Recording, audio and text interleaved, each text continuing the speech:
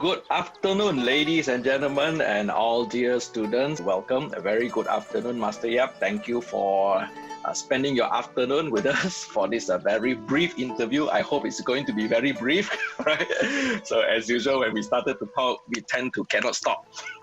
Primarily, what is this session is all about, we are going to talk about what are the questions has been posted by some of our YSG online student, and also to get to know about what is the background, the comprehensive background, and also introductions for this YSG session. So let's start it off with a very exciting or interesting interview that we are going to have here. A common question asked as soon as YSG has been introduced to the public out there, then a lot of people ask, what is the difference between Qigong and Naekong, and being understand that YSG is a Naekong system. So the question mostly asked by students is, what's the difference between these two, Naekong and Qigong here? Yeah. Okay, I think, this is an interesting topic because most people have heard of the term Qigong, some have heard of the term Naekong, but they can't really tell the difference between the two, okay? Yep. So in order to understand that, let's go a bit into the history of it. Now, in the early days of martial arts, you're talking of from 2000 until maybe a few hundred years ago, right? The term Qigong never existed, okay? There was only Naekong. And Naekong in Chinese literally translates into the art of training the internals. That's what Nei means, the internals. Gong means the art of training. Yeah. So Naekong literally means that it's the art of training the internals. Okay. So all this internal training was labeled under the term Naekong. Right. Now, but in those days, Naekong was treated like a secret. Okay, because it was seldom or never taught outside of the temple. We're talking of the Shaolin context here. As you know, in traditional Chinese martial arts and especially internal arts, there are two main branches. There's the Shaolin branch and there's the Wudang branch. So what I'm talking about here is more on the Shaolin branch, right? And later, as we go into some of the other parts, then you can see the interrelationship between the two. But essentially, there's a lot of similarities. So in those old days, Naekong was not taught outside of the temple, okay? And the reason why was because, number one, Naekong was something very sophisticated and advanced, right? And you need a lot of preparation in the person itself, right? To be able to train Naekong. And this preparation is not only in terms of physical, but also mental. Now, in terms of physical training, we don't mean you go to the gym and lift weights and you have lots of muscles, but it's more about how you condition the body and how you can feel what's happening inside the body, how well you can control your body, and your physical structure, you see. So that is what I mean more by the physical conditioning. And also the mental conditioning is, people now use the term mindfulness. It means that how well is your mind connected to your body? Because end of the day, internal training, internal arts is all talking about the mind-body connection. It's not just the mind or not just the body. So it's talking about the mind-body connection. So you need to have mindfulness or awareness of your own body. What is going on inside the body, what happens when you move, when you feel, is it, energy flowing and so on. So it's this mental awareness of what is going on inside your body. See, that is what I mean by the mental preparedness. And in the old days, in order to do that, if you look at all the traditional Naekong practices, it involves meditation, right? Because meditation is what you use to train the mind, just as your physical exercises, your Taolu, your forms, and the other drills train your body. Meditation is the exercises that train your mind. Okay? So for someone to be able to receive the benefits in the teachings of Naekong, he has to be prepared. The body has to be ready. The mind has to be ready, right? So that's why Naekong was taught only to very selective people or monks within the temple, So you cannot, as I always say, we treat it jokingly, but it's also quite true. Naekong was the PhD program of Shaolin Temple. So you imagine Shaolin was a university, right? Naekong was the PhD program. Shaolin Temple also being a temple, the other reason was they had very strict moral conduct, okay? Because when you learn Naekong and once you master Naekong, you have tremendous power, especially, uh, both in fighting, right? You become very powerful and very good at fighting. And also, of course, you can use the Qi, the Naekong that you develop for healing. So in the case of Shaolin, they didn't want this teaching to fall into the wrong hands, meaning that some guy who doesn't have the right character, so to speak, learns Naekong and he goes out there and uses Naekong to, exploit people for his own benefits, you see. So therefore, Naekong was not put out in the open at all in those early days, right? Right. Now, it's only within the last maybe 200 years, right, that Naekong began to be, taught outside the temple. And this was because, with Naekong, right, there's a lot of good benefits from the Naekong. One of it is, of course, for health, and the other one is for healing, you see. So once these benefits were known to the people outside, there was a demand to say, to teach Naekong outside of the temple. And some of these demands came from very powerful sources, right? Like these could be, people connected to the emperor, right? And people with power, you see. So Shaolin Temple had to repackage it, right? So that it could be taught outside. And furthermore, you can say almost most of these outside people, what we call the lay people, did not have the training, okay, and the preparedness to be able to learn Naekong. So what happened was Naekong was simplified. So they took out, well, if you ask me, I think quite a lot of things were taken out of Naekong and made into a more simpler version so that it could be trained and used by normal lay people. Okay? And that's how the term Qigong came about. Qigong is a relatively modern term. I mean, modern in the sense that it's only within the last maybe 200 years, 300 years that you start hearing the term Qigong. But if you look at all the ancient texts, they never mention Qigong, they always mention Naekong, right?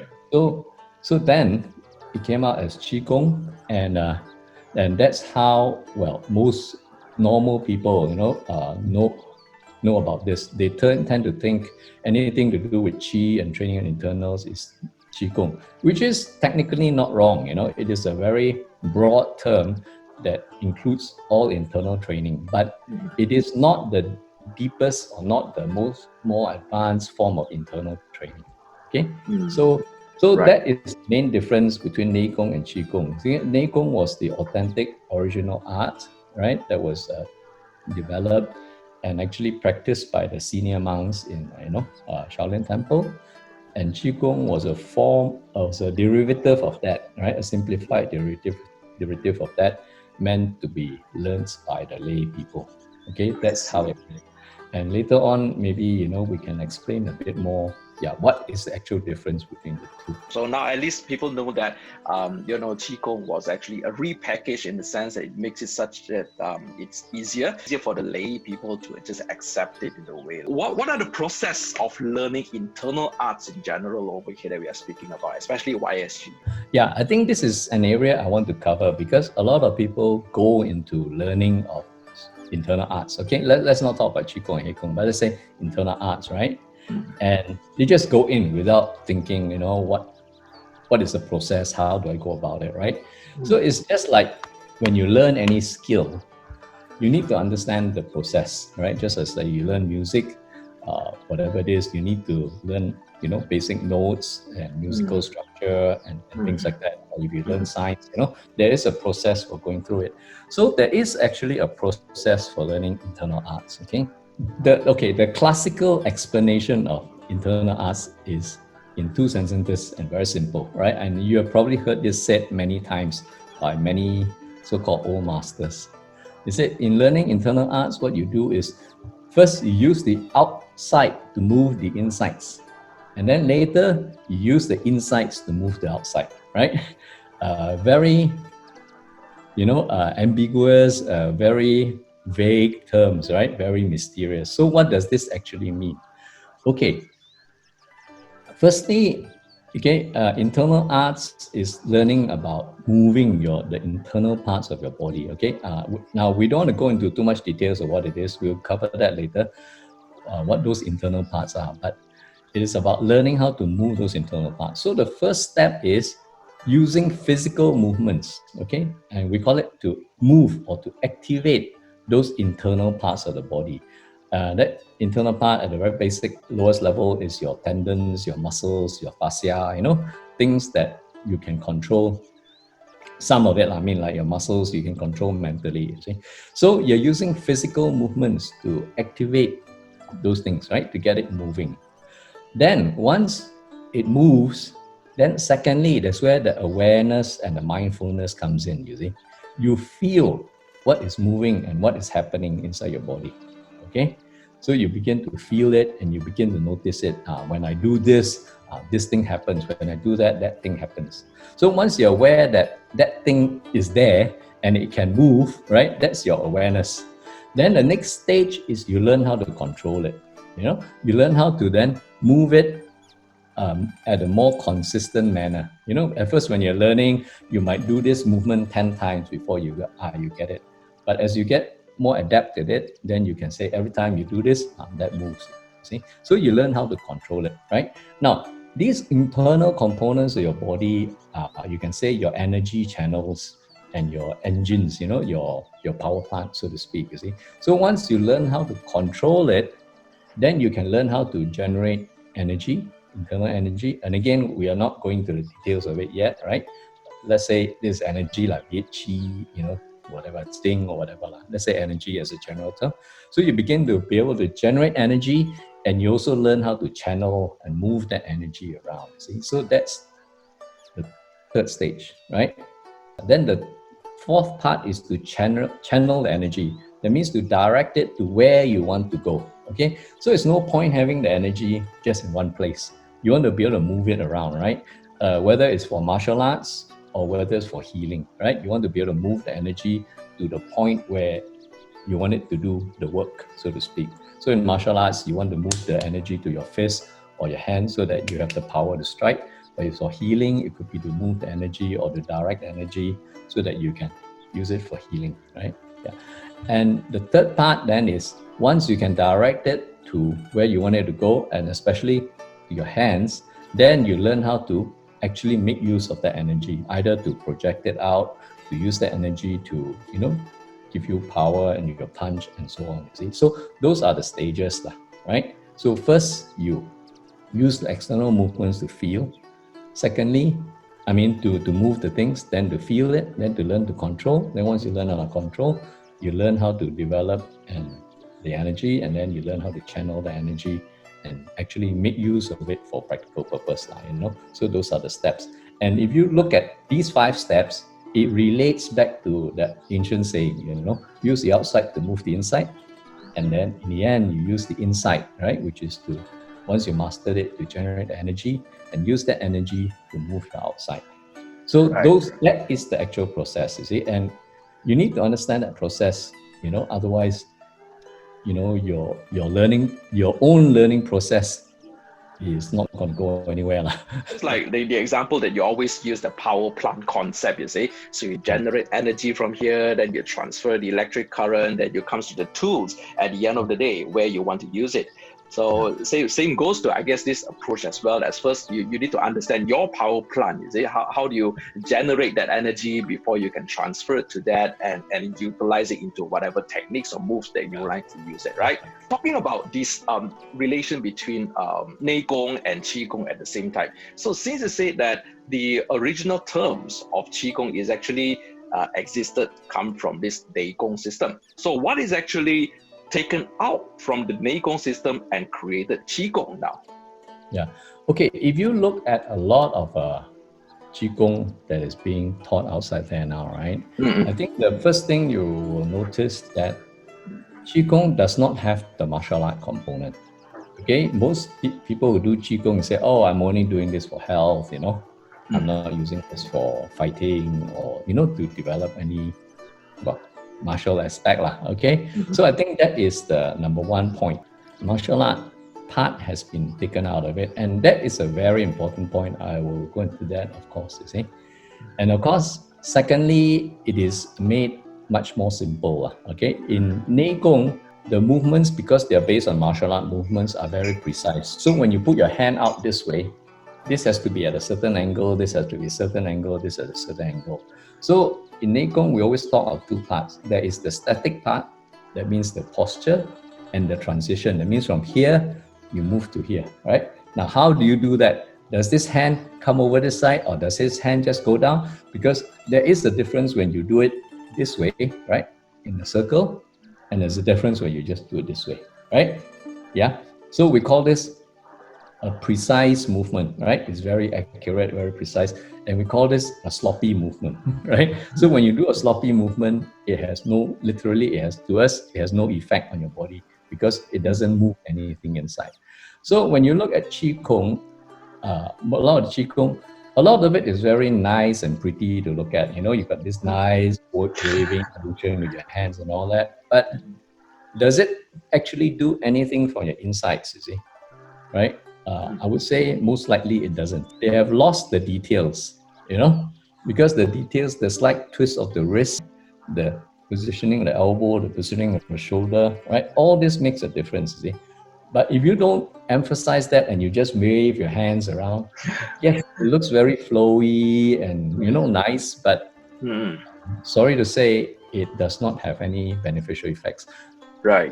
Or for the internal arts. Of course, there's beneficial effects because you're doing exercise. And to me, any exercise is good, is better than no exercise, right? Yeah. You know, he can do half an hour of hand waving. It's better than the guys sitting down on the couch. So it's still beneficial. But, you know, but is it internal arts? Is it working your internals or developing your internals? Then that is the big question mark. It's not to say that all Qigong does not do it, okay? I have come across one very good Qigong which does not have a martial art component, right? And this is being taught by this Master Dennis Huang, and it's called the Anyang Rui Qigong. And they actually have a very good system that develops Qi, which they use for healing. They can project Qi and so on. But it takes them quite long to do it, you see. And, you know, you're talking long being, well, maybe 5 years, 6 years, you know, to be able to get to a proficiency level where you can actually use it for healing. So what we're saying is that with the Naekong methods, the learning process, because it's more systematic and more, you can say, targeted, I dare say that the learning process, and you get, you know, it's faster and you get the results faster, you see, right? So that is the main emphasis. Now, why the martial arts movement, martial arts part is important? One is the contribution of the martial arts is from the precise sort of movements, right? Like I say, whether you put your hand this way or that way makes a difference. So in martial arts, everything has to be very precise, right? So that precision actually helps you to activate your internals. That's one, okay? But another very important point about the martial arts, and which nobody ever, you know, I mean, most Qigong people don't talk about, is that when you do the movement correctly, obviously the energy would flow, right? I mean, your hands become stronger, you can hold your position better, and your feet are rooted. So when push you, you don't just topple over, right? Because now you've got your internals working, you become firmly rooted, and your hands become firmer and steadier. So with the martial arts movement, you can actually test the person to see whether he's doing the movement correctly. Yeah, so if you're doing your movement incorrectly, when somebody just push you with one finger, you move or you fall over, right? But if you get it right, then you'll be firm, and no matter how hard it push you, you'll still be there. So with the martial arts, what shall I say, characteristic, you know, because in martial arts, we always want to test, does this work or not, right? Are you doing it right? So with that sort of framework, then you can actually test whether you're progressing or not with your internal learning. Because if you don't test, you never know, right? Yeah, so I think the martial art concept there is important, right? So with the martial art concept, okay, you say, I've been doing okay, with Tai Chi, then the peng, right? Yeah. If I push you, can you repel me? Or will you be staying there? Or will you bounce back? So the martial arts give you that testing framework, so to speak. Okay.